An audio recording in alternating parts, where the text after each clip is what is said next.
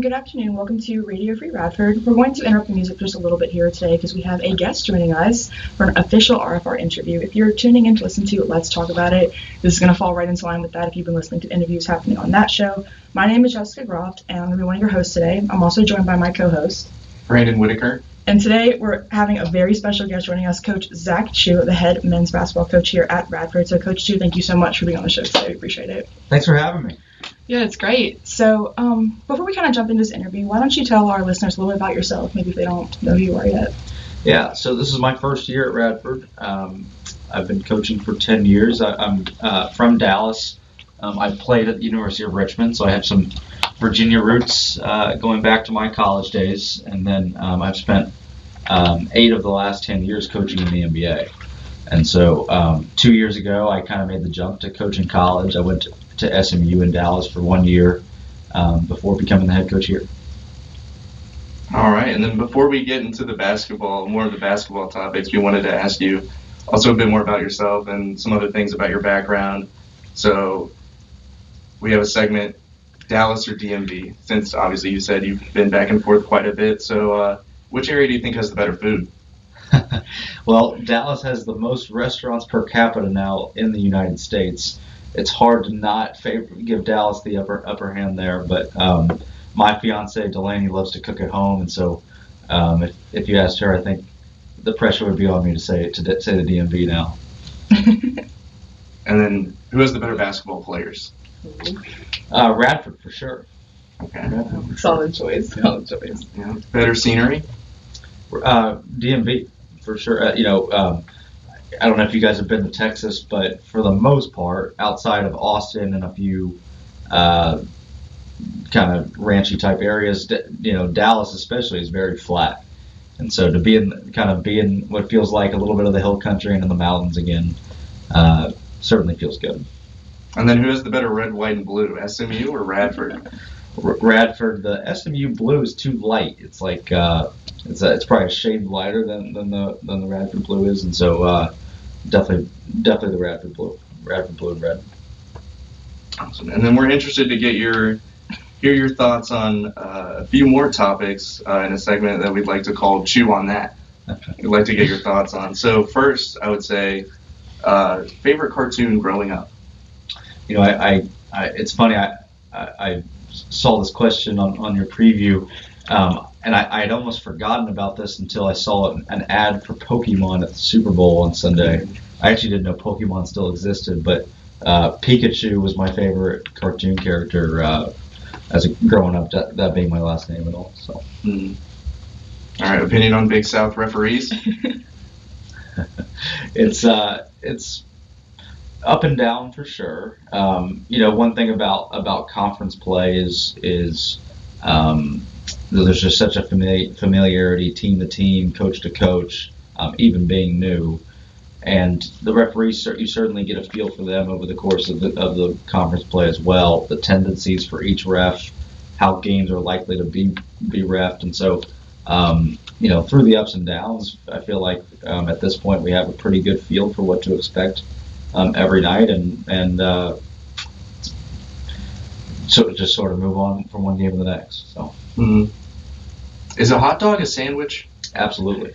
I actually didn't know that was a debate. Oh yeah, it's been online for. That's kind of an old one, but. Do you have like a go-to way you make your hot dog? I'm super simple. I lost a bet when I was like 10 years old where I had to drink a bunch of mustard, and so I can't even like look at, let alone smell or taste mustard at this point. So I'm pretty basic with the hot dog. And then what about your opinion on the transfer portal? Obviously a lot of controversy around that. Yeah, obviously it's a loaded question in a lot of ways, but I would say my background being in professional basketball, I think the transfer portal, and also the same year that they really changed the rules around transfers was about the same time that they changed the rules around players' ability to receive NIL and payment. And so, both of those things are sort of aligned with the way I was trained in the professional game, which is players being compensated, but also from a coaching standpoint, the ability to plug and play, the ability to respond and react to roster changes year by year that are obviously much different than maybe they were when I was in college 12 years ago. And then lastly, this one's a two-parter. You're welcome to answer both of these or either or. Favorite basketball player growing up or your biggest coaching influence? I can answer both. So I grew up in the Steve Nash era. I'm 5'8" at best. If you ask me who was the greatest influence on me from a coaching standpoint, it was my college coach, Chris Mooney, and he would often tell me that he would say, "Chu, you're short and you're slow." And so I had to rely on technical skill to be competitive when it came to playing. I had to be able to be the best dribbler. I had to be the best passer. I wasn't always the best shooter, but I tried to be. And so Steve Nash he exemplified all those things. He was the hardest working. He was an excellent leader. He obviously was super talented, but also took a lot of pride in his individual skill set. And when it comes to my experience as a player and now as a coach, those are all things that we try to embrace. Great. So I think we're already moving into the basketball side of things now. So obviously it's your first year at Radford, and you're coming up on an actual full year in March, right? Yeah, we moved very late March. Congratulations on that. I think a lot of people can relate to completing their first year at Radford, mm-hmm. even if it's under different circumstances. So what has kind of been like the biggest change coming to Radford? Well, in the coaching world, you are used to moving around a little bit. I will say that. It's funny. I met my fiance when I was working in Indiana. I was working for the Pacers. She was in Dallas at the time. She actually moved to Indiana for me. We moved back to Dallas for a job, and then shortly after moved here. So we're not even married yet, and she's already been exposed to some of the coaching lifestyle. But it's been phenomenal. When you're moving around a lot, you really rely on the community and the people around each place that you've been, and could not feel more welcome. Delaney and I both could not feel more welcomed, and really grateful for the way people treat us here. So you previously mentioned playing basketball in college and then having some NBA experience. So can you tell us a little bit about your college experience and then the transition point into the NBA? Yeah, so I was a pretty good high school player. I wasn't great, but I was a pretty good high school player. Honestly, I probably should have played Division III basketball, but I wanted to go and play for a coach who I knew would give me a perspective and a level of training that would put me in a position to where later on in my life I could coach. And I actually knew when I was in 6th grade, I knew I wanted to coach basketball. My dad coached for a short while after college. It's just something I've always wanted to do. I actually got kicked out of my 6th grade English class one time because the teacher caught me scribbling plays in my notebook. And so when it came down to choosing where I wanted to play in college, I wanted to try and play at a high level, but also in a program where I felt like it would set me up for my future. And so I chose Richmond. They had just gone to a Sweet 16 the year before my senior year in high school. And so I was going into a program that had just had some recent success. Chris Mooney's actually still there, and he was just this up-and-coming coach at the time. They played a really kind of finesse, but also just complicated and structured offensive system that I wanted to learn. It all really made sense. And when I visited Richmond, in the 24 hours I got to spend with the team, it was so clear that at Richmond how important culture was. They had several stories of recruits coming in who were highly ranked recruits who wanted to go to Richmond but didn't fit just the personality and the culture of the team. And they made it very clear when I visited there that they were never going to sacrifice that culture for anything, for any player or for any amount of talent. And I really appreciated that. And so I think not only did I learn structurally or strategically a really unique style of play that set me up for my coaching career. But I also learned the value of culture and team, and that you can truly overachieve when you have the right character guys. It's something that we try to leverage here for sure. So I played at Richmond. I was there all 4 years. I didn't play very many minutes, but I sat there every day on the bench and watched these games, and was a part of practice in a way where I was able to ask myself consistently and constantly, how do you truly create a competitive advantage? And so, through that experience, I also did several internships in college. Coaching is a different thing. You can't get on LinkedIn and find jobs. It's really it's a relationship business. It's a networking business. And so the efforts I made outside of playing at Richmond when I was in college were all internships to try and simply expose myself to the best coaches I could. And so one thing I got involved with was in China. Nike actually still does host what they call grassroots camps. Grassroots being anything in the youth basketball network. I would go over to China with several NBA coaches, and we would coach the top 60 to 100 players in China and all over Asia. And so just the experience, one, to just get to see the international game, but also to build relationships with, whether it was Nike basketball or NBA coaches, led me to an opportunity right after college to intern with the LA Clippers. And so got to spend a year with the Clippers, quite literally rebounding and passing for these guys, running around the office, getting coffee, just doing all the little things that you might expect in an internship.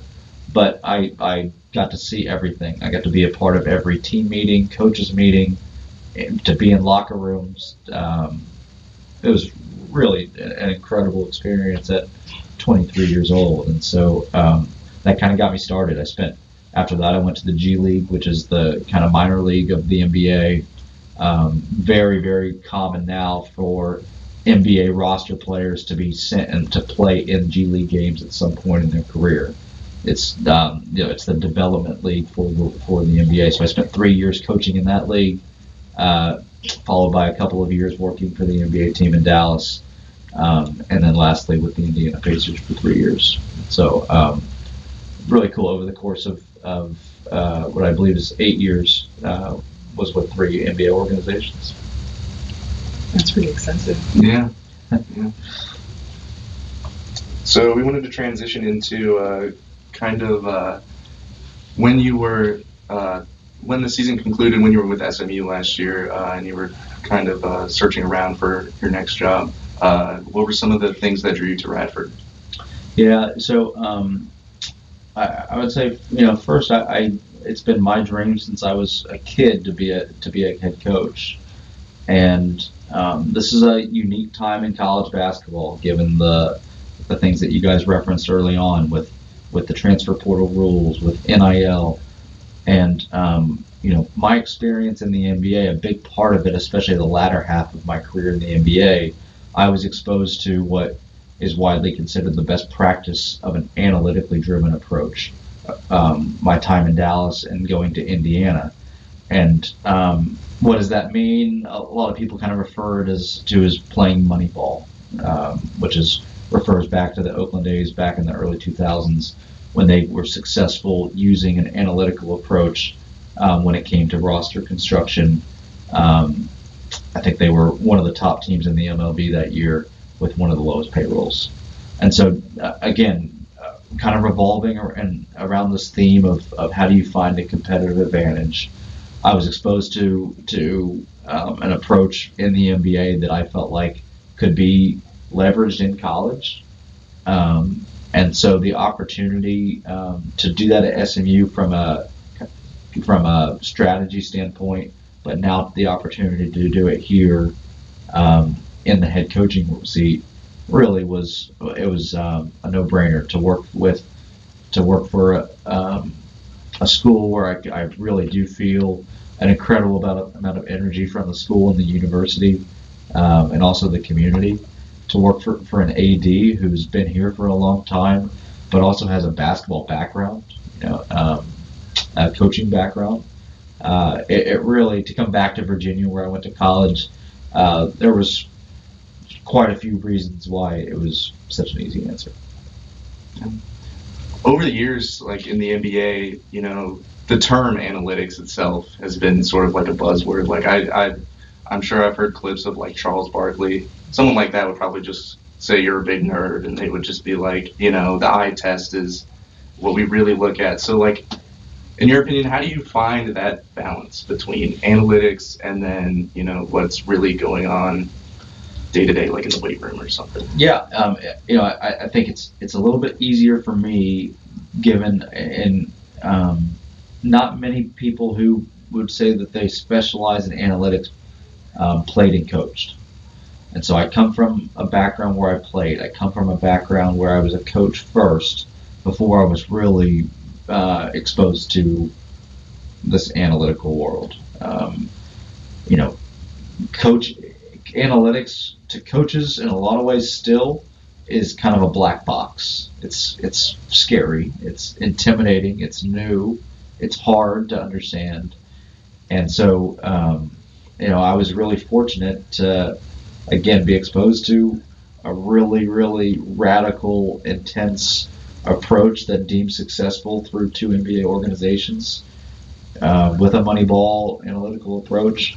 But at the end of the day, if you can't complement that skill set with basketball instinct, then it simply doesn't work. And so, having been in locker rooms, having played, I do feel like I find that balance,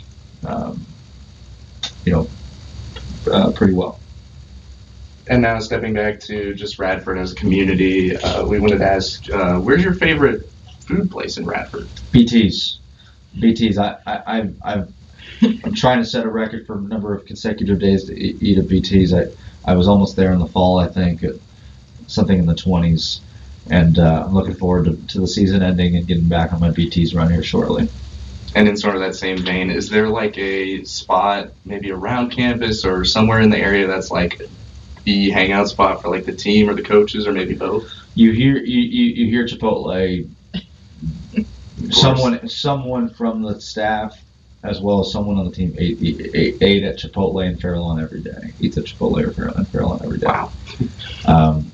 There's a couple of very loyal Jimmy John's people on the team. My kind of one-off is Radford Coffee's got maybe the best smoothies off campus. So especially in the hotter months in the summer, we were doing that quite a bit. But my loyalty will remain at BT's. So you just kind of mentioned having obviously like a huge background in playing, coaching, and then analytics. So there's a lot of new stuff happening this season. It's a new team, new school, new head coach, new program in that regard. So how does like your approach with playing, coaching, and analytics kind of help establish your style? Yeah, it's the you guys use the word balance. The most difficult thing to balance now is, especially when you have a brand new team with players who have never played for you before. I've got a staff that has overall never worked with me before. When you're trying to find balance between those things, you have to be willing to adapt. And so we recruited all of these players, but didn't know for sure what the profile of this team could look like. Didn't know if we would be the biggest team in the conference or the smallest. Didn't know if we could play fast, if we would be a good shooting team. So it's really hard today to say you want to play the same way year in and year out, to run the same system year in and year out. And so we actually, we recruited who we felt like were the best players, and wanted to build a system around these guys in an adaptable way, almost customizing the way we play around the team that we have. For example, the two guards in our starting lineup are both relatively small. They're maybe the two fastest guards in the league. If you told me in March that we were going to press every possession, I wouldn't have believed it. But that's a great example of something that we had to adapt to because it best suit the nature of the players that we have. And so the things that will always remain constant is going to be the culture. It's going to be that we always will prioritize high character players first. And the second thing that we talk about every day is our ability to be unselfish. And so we just, for as much as we want to serve these guys individually to help them achieve all of their individual goals, our number one priority in terms of what we preach to these guys is that in order to achieve those things individually, we all have to play for each other, and we have to pass the ball. We have to be willing to dive on the floor for one another. We have to be the best bench in the league when it comes to celebrating each other's successes. There is no way to be successful in basketball when you're thinking internally. It just never, in my experience, it never happens. So our ability to be the best team in the league is ultimately what will give us the best chance to be successful. I like that you mentioned adapting a lot, and that kind of goes into like my next question for you with this idea of like trial and error, especially when you're building a system on a team that's never played together before. How has that kind of been an approach? Yeah, it took time. It took time for these guys to learn and grow and play together. We started the year 3-7. We played the most games against high major teams of any team in our conference, and so we knew there would be challenges there. But we started the year 3-7. We're I believe 10-6 since that point, and so it took time to get there. But we felt like we had a pretty young group who, if we could keep guys together and stay the course, I think we wanted to have the longest view in the room, and so these guys did an incredible job of responding to real adversity early in the season, and certainly feel like we're playing with quite a bit of confidence at this point. I think it's like a really good mindset to have to be like open-minded, and I think from what we've heard from some of your players, they've talked about how they understand it's like you have to play for each other. So kind of moving into that, we're gonna jump back a little bit to kind of a comparison. So you have experience in both professional and collegiate. Which has been kind of like more fun to coach, or do you have like a preference of one that you think was better? This has been the most rewarding experience that I've had in my career, just to be able to work with really younger players who I think just daily feel like there's just such an opportunity to be a part of and change these guys, and hopefully for the best, impact their lives and their careers. We have quite a few seniors on the team, but we also have quite a few underclassmen. There's 3 underclassmen in our starting lineup, and so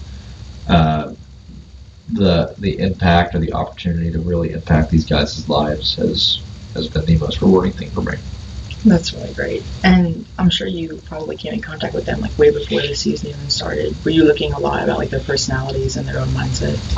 Yeah, part of when you're new to a job and you have to put together a brand new roster, you do get time to communicate with these guys, but you don't get that much time. It's very different than it was when I was in college, where you would recruit high school players for 2 or 3 years before they would sign on with you as a freshman. Our recruiting process with guys, especially in this new age of the transfer portal, can be as short as a few days. And so, you very quickly have to try and assess their character. You try to do as much background work as you can to kind of find out from previous staffs and previous schools what guys might be like. But you have to trust your gut, you have to trust your instincts, and really make decisions rather quickly that we feel really good about. I mean, I think if you spent 5 minutes with our guys, the first thing you would say is that we really have a high character group. So I know, kind of shifting back to it, you said it can take like up to a few days to pick someone. How do you come across these players? Like, I'd personally like to know, and I'm sure our listeners would too. And I believe you have a few international players on the team too. So like, how do you come across these guys? Yeah, I was able to hire a staff that has a pretty diverse set of backgrounds. One coach, Connor Dowd, comes from, he actually spent his last couple of years coaching in Mexico at the NBA Academy in Latin America, which is a grassroots program that provides school and basketball training to international players. And so the international players that we signed, two of which are freshmen, both played for Connor in Mexico. But we a lot of the recruitment we did had to do with the staff that we hired. My associate head coach Marcus Jenkins had a relationship with one of his players from Minnesota, Brennan Rigsby, who's a senior here now. I would say the other strategy that we've implemented here is we've hired a quote unquote front office to work with both men's and women's basketball to monitor the entire college landscape throughout the season. And so Charlie Anderson, who is our GM, and Brady Baker, who's director of scouting and analytics, both they do assignments and projects for the staff to help support the coaching staff. But their primary responsibility, even while our team is playing in the season, is to focus on the transfer portal and to focus on even high school players, NAIA players, Division II players, junior college players, to make sure that we're covering the entire landscape and picking the best players possible. Do you have like a motto or some kind of saying that you and the team kind of have as like a inside thing to connect you guys? Yeah, there's a couple of things that we really try to preach to these guys. The first one is that energy attracts energy. I believe that your body language and the way you approach a conversation, any conversation, or any opportunity, to approach that with enthusiasm, with energy, with positivity, the way you respond to adversity, like those things are so important. And quite simply, positivity attracts positivity, and the opposite is true as well. To be negative, to be low energy, can attract the same. And so that's our first priority to message to these guys. And the second one is we call it losing yourself in the fight, and that simply means that while there's so many internal driving, motivating factors that these guys have. Naturally, it's human nature to be thinking about yourself. We have incredible parents on this team, but the parents care about their child first. These guys have multiple people in their lives. They have agents now. They have people from home that really just care individually about each person on this roster. And these guys have to understand that the only people that truly are able to serve them, but also the team, is the people in the locker room, is the coaching staff and the players. So to lose yourself in the fight, to lose yourself in the team, is ultimately the only way to be successful individually. So kind of like going off of that, I think something that's really interesting to think about is the idea of like superstitions or rituals for game day. Do you personally have any, or do you know of any that your team does, like your players? When I was in the NBA, those players had like very strict routines. There was one player that had to take a 34-minute nap before every game. Oh, 34 minutes, okay. There's a little bit less of that now. My I have to work out at 3:15 on game days, for 7 o'clock games, which is most games. And so I try to keep to that for the most part. I think we're about 8-2 in the games that I've done that. So it's been a good trend. It's something that maybe in a superstitious way, I've been trying to keep up with as much as I can. So. It works. You definitely keep up with it. So I know you mentioned a lot about, connective and community and stuff with this team. Is there anything else like you think that's important for kind of the story going into this first season? Like there was a lot of hype about a whole new roster and a whole new coaching staff. Yeah, I think that just the going back to our start of the year and really not starting in the way that we had hoped. I hope that our fans and that the school and the community can be proud of the response that we've had. To come out of the non-conference, which was the November and December games, the way we did, we didn't feel great about things. We didn't win a road game, and we jump into conference, and the first game we have in the conference season is on the road. It's at USC Upstate. And winning that game really did just sort of propel us to give us the confidence to move forward. We won 4 of the first 5, and overall feel really good about our standing at this point. We have 5 games to go in the conference season before the conference tournament.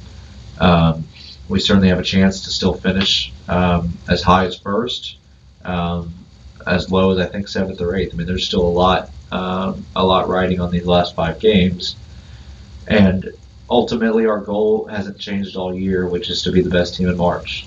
And so, for those who don't know, the conference tournament starts March 4th. It ends on Sunday the 8th, and the winner of the conference tournament gets an automatic bid to play in the NCAA tournament, which is widely regarded as March Madness. And so that's been our goal from the beginning. It's something that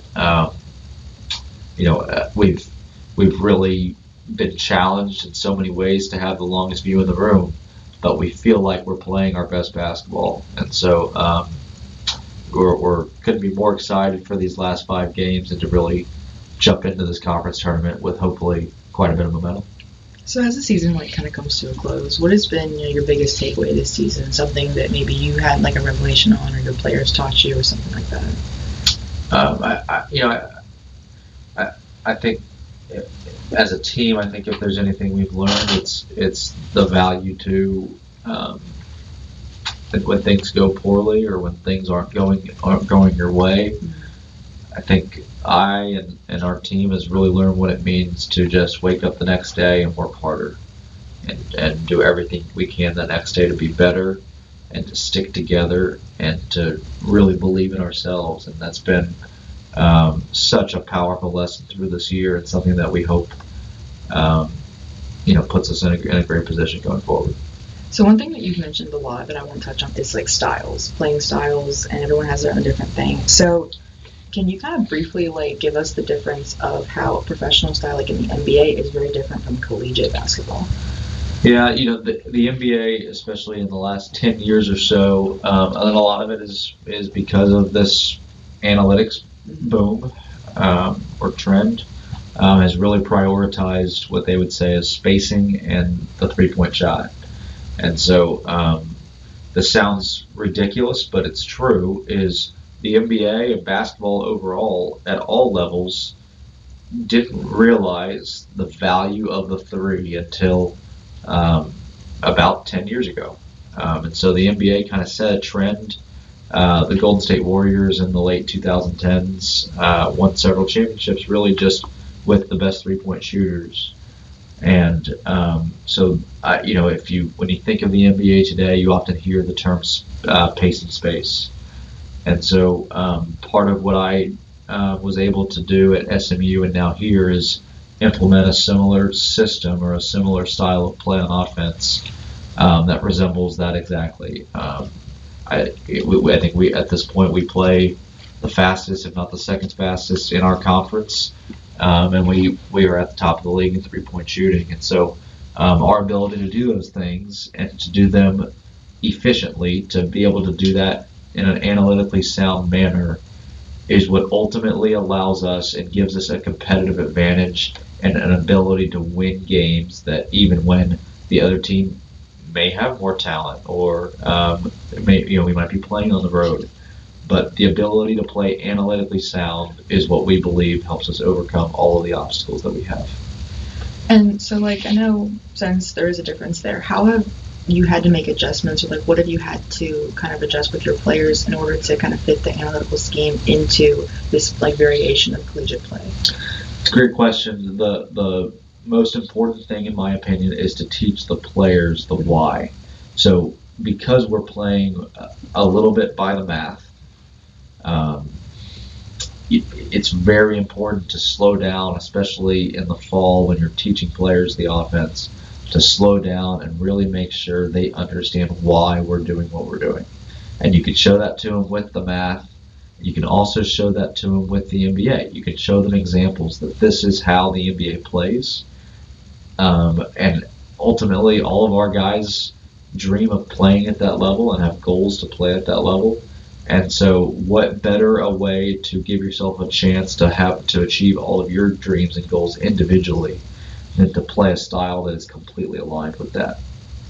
And how has that kind of like impacted the way you trained your players too? Like if some of them, because I know some of them came from previous colleges with different systems, how did you have to kind of retrain them to fit this new style? Yeah, I would say the first thing is we really take pride in how much time we invest on the individual players, whether that's on the court or off the court.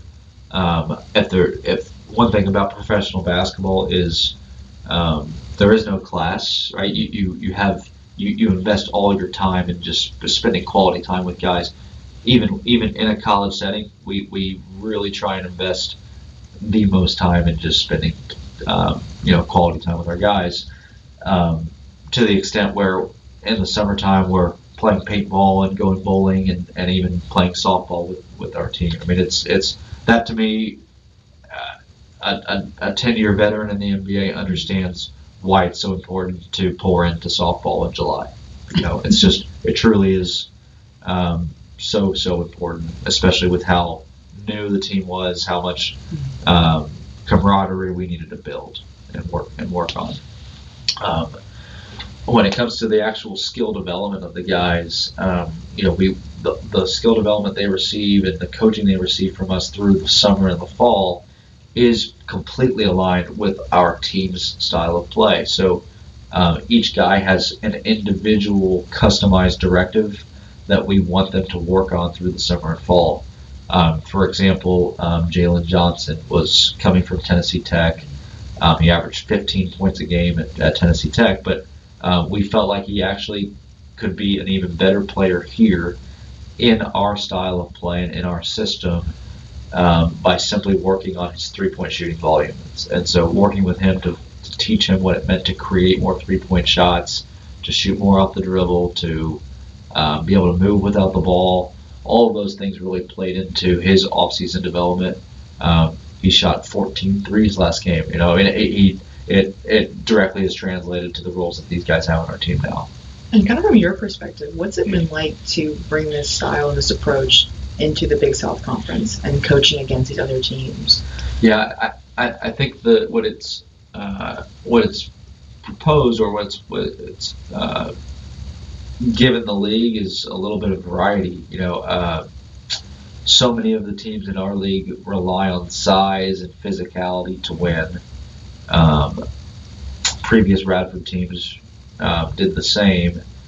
And I think you're starting to see at the top of the league, whether it's High Point, Winthrop, or us, I think you're starting to see a more, call it modern, skilled game that does reward the pace and space type systems. And so I think in some ways, when teams play us, they're playing a team that plays a style that maybe they're not really used to seeing in the Big South. But I think you're also seeing alignment across all of college basketball that to be analytically sound is ultimately what gives you the best chance to be successful. Do you have a favorite team that you've gotten to coach against in the Big South? Where you're you get excited to play them, you're like, oh, I'm going to coach against them again? That's a great question. We owe Winthrop one here. We've lost to Winthrop now twice, both on buzzer beaters. And so we certainly look forward to the opportunity to hopefully get to see them again in the conference tournament. Yeah, I have to say, as someone who's watched those games, it sucks to see it go down like that. Yeah, and the positive, or the takeaway that we have from those games is look, Winthrop's first in the league right now. We're third. feel like we should have, in some ways, won both of those games, and so we shouldn't feel better about the way we're playing or how close we are to being at the top of this conference.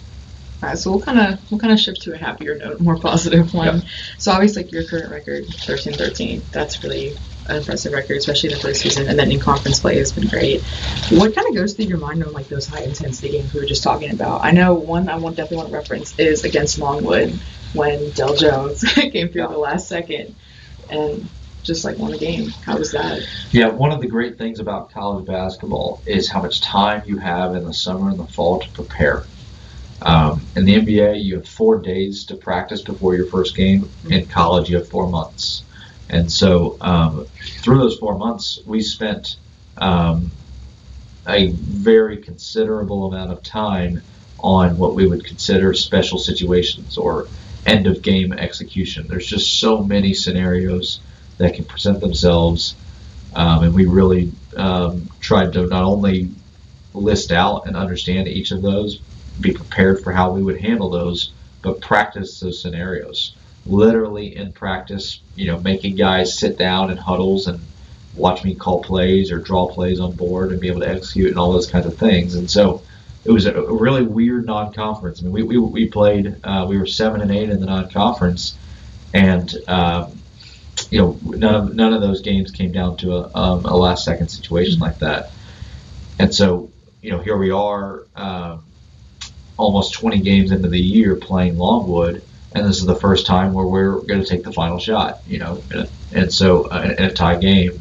But we had practiced that play for months, and so it was a fun, rewarding feeling for the play to work, and also just an incredible play by Dell to be able to not only execute, but to be able to jump in the air and navigate and what felt like he was in the air for 6 seconds, but move the ball around his head 3 different times and then lay the ball in. Right, I gotta say it was really impressive to watch. So how do you kind of like keep your excitement at bay when it's going to happen? You're like, oh, this is really the game right here. Could you kind of just say hello? I've always felt like to be overly emotional after any play is simply it goes against what your goal or what your job is as the coach, which is to make objective decisions and hopefully correct decisions over and over and over throughout the game. So to get too excited about a shot going in or too upset about a shot not going in is simply just not it's not in the best interest of the team. And so maybe I'm too flat at times going through some of those things, but certainly, as always, try to maintain the longest view. How does that affect the team's rhythm? Trying to get them into a rhythm where they're just shooting and scoring and keeping on going.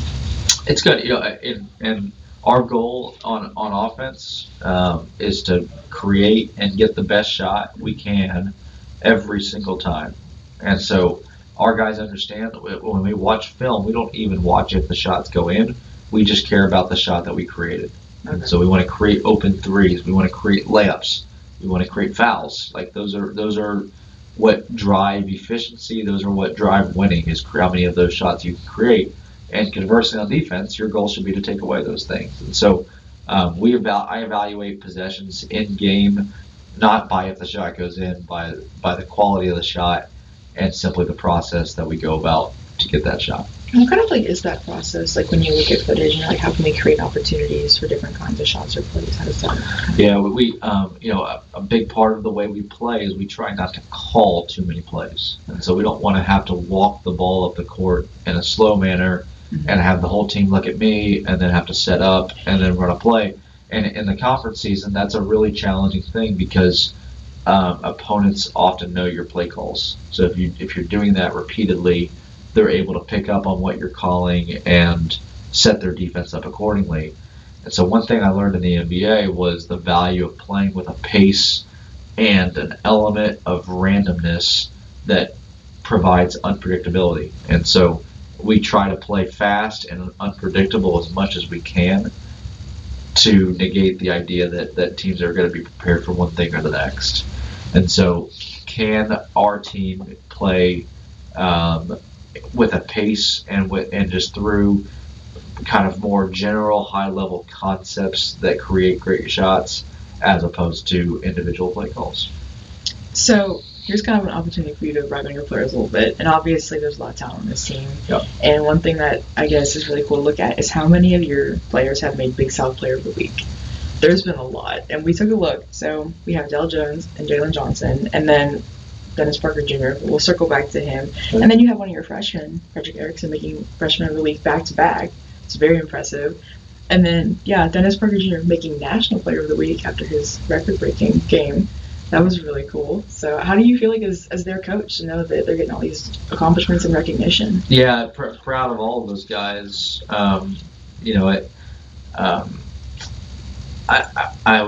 think none of those accomplishments happened in the month of November. I think Dennis received his nomination for National Player of the Week in late December. So again, it took a while for us to get to build enough momentum and to play well enough for them to achieve these individual accolades. But we are very proud of those things and really happy for those guys. And look, these are young, talented guys, and they certainly have showed that. So kind of, looking ahead, obviously there's a lot of uncertainty, especially with what we talked about with transfer portals and not knowing where guys are going to end up. But, what do you kind of hope for the future of this program or your future here at Radford as coach? Yeah, I truly believe that, and if there's one thing I learned from working in Indiana, the Pacers have, really set a tone in the NBA that culture wins. And so if there's, through all of the changing landscape in college basketball, through the transfer portal, and the idea that you are going to play with some new players every year, if there's anything that I hope and I believe that we can create sustainability with, it's high character players. And it starts with high character staff, and I think we certainly have accomplished that. But when you have high character staff recruiting guys and you have high character players in your program, that in turn will attract more high character guys. And so that is first and foremost the most important thing that we can do. The second thing we can do is serve these players for their individual best interests as best we can. And that's to pour into each and every one of these guys. And that's what creates retainment. That's why guys will want to come back to Radford. And to the extent someone doesn't, to the extent someone gets an opportunity elsewhere that puts them, playing high major basketball or, helps them, whether maybe even they go to the NBA draft and all those kinds of things. Again, those are all positives for our program, things that we're proud of. And we know that if we serve these players individually as best we can in return, we will find alignment and find great success as a team. I think that's a really good mindset to have, and it's been nice to hear you talk about your players in such a high regard and stuff too. So kind of going off of your players, who would know them better than you after all these months? So we have something a little fun for you, a little player superlatives, because we're coming to the close of our interview. All right. So you just tell us, which one you think would be most likely to do these things. I think that would be really interesting. Okay. Who do you think is most likely to sing out loud on your bus rides? Diogo Alves would be the most likely to sing out loud. Freshman. Okay. Diogo's got an incredible personality and charisma, and definitely the confidence to do that. Do you think that he would have like a specific genre? You'd be like, oh, what's happening? Oh gosh, I could see that going all over the place. Really? I'd have to ask him, honestly. And then our next one is, who's more likely to dance during warm-ups? Well, I think most of our team does. I try not to watch warm-ups as much as possible, but I'd say Jalen Johnson's probably, if I had to guess, he's out there doing some sort of dance move at some point, getting himself ready to go. And then kind of going off that too, who's more likely to look at your videographer or photographers and kind of make a face? Dennis Parker's probably one for the camera. It wouldn't surprise me if he's giving a look or two over there. So. Who do you think's always smiling the most? Kind of like you just look. Jalen Johnson. Jalen Johnson has an incredible aura about him, and is simply always smiling. Yeah, he's a very nice guy. And then, who do you think is most likely to kind of rally the team together, like above the most? Louis Jordan. Okay. Is just the guy, kind of the glue guy, so to speak, and has an incredible voice in the locker room, an incredible voice on and off the floor, and just his maturity, his toughness. Couldn't resemble or couldn't exemplify more what we're about as a program. And then, kind of going back to your idea of wanting to have like one of the most hyped benches, especially, who do you think is like one of the biggest hype men for the teammates? Well, Zion Walker is redshirting this year, and he's actually our only returning player from last year. So it's been special to have him back. And when you redshirt, you concede playing the entire season, which just simply holds your eligibility, gives you another year of eligibility, a chance for Zion to develop and work on his game throughout the year without playing in competition. And while doing that, he's been an incredible bench, an incredible role, being a hype guy on the bench. Well, we've had a great time talking to you, learning more about yourself and your teammates and stuff, especially with this season coming to a close. Speaking of, the next men's basketball game is this Saturday, February 14th, so go out and show some love since it's Valentine's Day at 2:30. So definitely come out and support them. And then we thank you so much, Coach Chu, for your time. We really appreciate it and kind of sharing about this really special season too. Thanks for having me, and of course would really appreciate anyone that comes out. With 5 games left, I believe 3 of them are at home, and so really an exciting time here closing down the year. Well, I definitely will be there Saturday, so everybody else should be there too. So make sure you guys are following Radio Free Radford on Instagram so you can tune in and make sure you're updated about our next interviews coming up. And we thank you guys all for tuning in today. Thank you so much. I've been Justin Groft with Coach Zach Chu. Have a great one. We'll see you next time.